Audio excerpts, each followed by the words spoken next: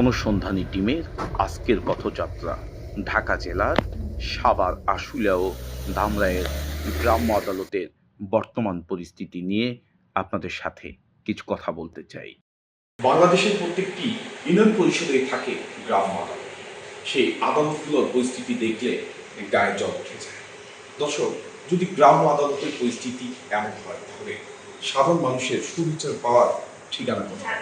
চলুন আপনাদেরকে গ্রাম্য আদালতের বর্তমান পরিস্থিতি একটু দেখাই আপনাকে। আদালত মানুষের সর্বস্ব আস্থার জায়গা। সেই জায়গায় যদি এমন পরিস্থিতি হয় তাহলে সাধারণ মানুষ বিচারের আশা কোথায় করে? অন্যদিকে রাষ্ট্রপক্ষ, সচিব এবং একজন করে চেয়ারম্যান রাখা আছে। তার কি আজও এই বিষয়গুলো নজরদারি করছে, নাকি সরকারি মোটা অঙ্কের টাকা পকেটে নিয়ে তারা পকেট ভারী করছে? তাও আপনাদেরকে আজকে জানাবো আমরা এই ভিডিওর মাধ্যমে। বর্তমান গ্রাম্য আদালতের পরিস্থিতি নিজের চোখে না দেখলে বিশ্বাসই হতো না। পায়ের উপরে পা তুলে বসে আছে। আদালত ছিল না। দূর থেকে দেখলে মনে হবে কোনো রেস্টুরেন্টে এসেছি খাবার জন্য, তবে এটি খাবার রেস্টুরেন্ট নয়, এটি গ্রাম্য আদালত। আপনার আইডি কার্ডটা দেখি। আপনি কি গ্রাম পুলিশ? কিন্তু আপনার আইডি কার্ড কোথায়?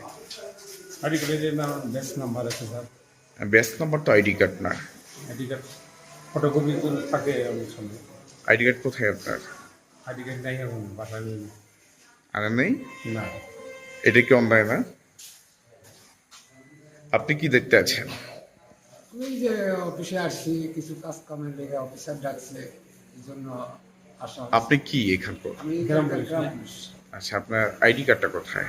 আইডি কার্ড তো আমার সাথে নাই, কিন্তু আমার আইডি কার্ড আছে, কিন্তু আমার সাথে নাই। আচ্ছা, আপনি ডিউটি করেন কতদিন? ডিউটি করি আপনার, আমার সাথে নিউ। সাথে নিউ। আচ্ছা, মাসুদ করিম সাহেব উনি কতদিন ছিল? বেশি দিন ছিল না মনে হয়। বেশিদিন ছিল না, বছরের কম ছিল। আচ্ছা, বছর কম ছিল। উনি ব্যক্তি হিসাবে কেমন? হিসাবে মোটামুটি আমাদের লোকের ব্যবহার খুব ভালোই করছে। ব্যবহার খুব ভালো যদি করে থাকে, তাহলে এই যে আপনাদের আদালতের চিত্র এমন কেন? সজীব স্যার মাঝে মাঝে যে পাল্টা দিতেছে স্যার, আমরা তো কিছু বলতে পারি না। অর্থাৎ মাসুদ করিম সাহেবের অনুমতিতে আপনারা এগুলো করেছেন? জি স্যার। জি স্যার। মানে এই যে আদালতের উপর এগুলো উঠায় রাখছেন কার নির্দেশে?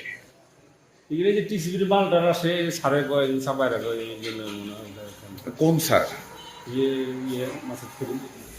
আচ্ছা, ওনার আদেশে আপনারা আদালতকে অবমূল্যায়ন করে আদালতের চেয়ার উপরে আপনি সব চেয়ার টেবিল উঠায় রাখছেন। এটা কি অন্যায় না? এটা কি অন্যায় না? এটা অন্যায় হয় না আপনাদের? হ্যাঁ জি স্যার। আদালতকে অবমূল্যায়ন করার অগ্রাধিকার আপনার আছে? না না।